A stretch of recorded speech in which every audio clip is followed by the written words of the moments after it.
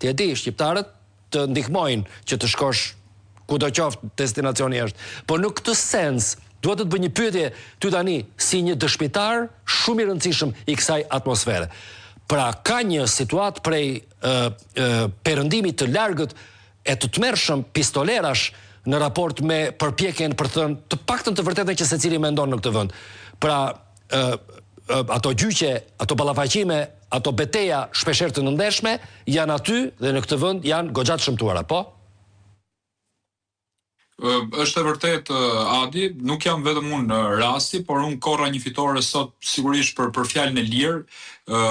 Gjyqi ka qenë një moment shumë delikat para disa seancave ku kryetari i Bashkisë Tiranës nuk u paraqit, por paraqitej avokati i tij dhe në një moment caktuar u tha që edhe mund pushohet gjykimi. Ndërkohë kam qenë unë ai person që nuk kam pranuar që gjykimi të pushohet, por unë doja të gjykohesha që të merrja pafajësinë. Pra unë sot jam i pafajshëm për gjithë deklaratat e mia që kam bërë tek ju apo në emisione tjera ku mi kishin mbledhur dhe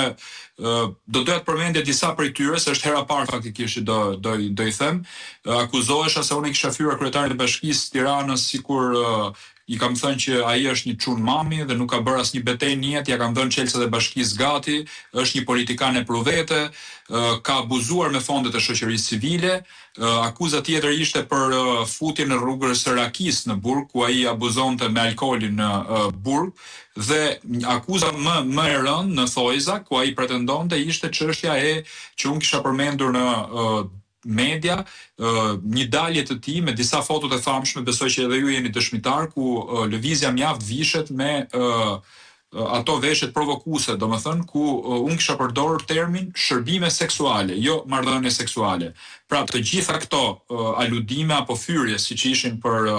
viktimën akuzuese, në këtë rast Erion Beliajn, sot morën një përgjigje nga gjykata. Dua t'ju them që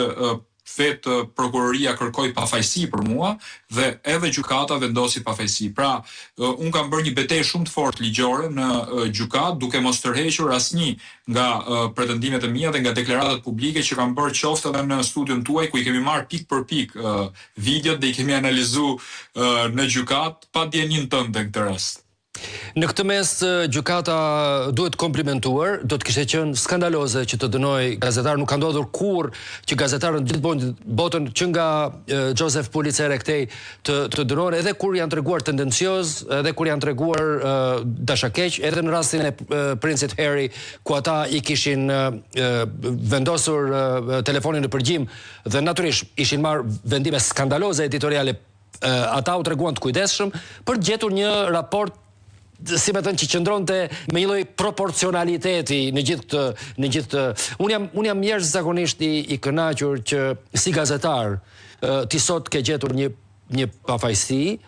dhe dua ta mbështes në këtë rast gjykatën, në qoftë gjykata duhet të di që në qoftë se ne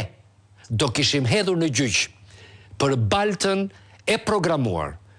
online që na kanë hedhur individualisht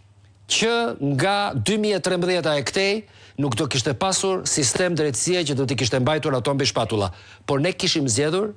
një pjesë nga ne, kanë zgjedhur të qëndrojnë me dignitet, me gojën mbyllur, duke vazhduar jetën profesionale dhe njerëzore, po disa të tjerë këtë nuk e bëjnë, në rastin konkret kanë kurajon si në rastin tënd të flasin, kështu që përgëzime me gjithë zemër, punë të mbar për ato gjëra të mira që po ju ndodhin, jo vetëm nga pikpamja gazetareske këtë herë, por edhe politike.